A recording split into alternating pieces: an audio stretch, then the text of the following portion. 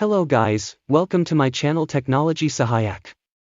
Today in this video I will show you how to stop tag in our Facebook account. When we create a Facebook account, by default this setting is on. That's why anyone, like our Facebook friends, or friends of friends, can tag post on our Facebook timeline. So if you want to stop tagging, then you can follow my video instructions. So anyway, let's start. How to stop tag option on your Facebook account. After login your Facebook account, go to Settings. Now scroll down, and go to Profile and Tagging setting. In the Tagging section, click on First option, and select Only Me.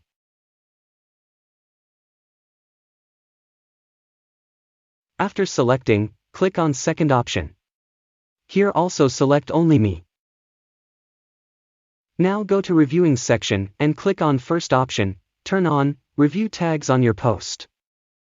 Now go back. And click on this option. Turn on, Review posts you're tagged in. If you do the settings, no one can tagging in your Facebook profile.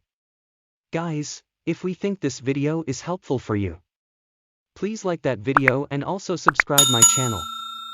Thank you for watching.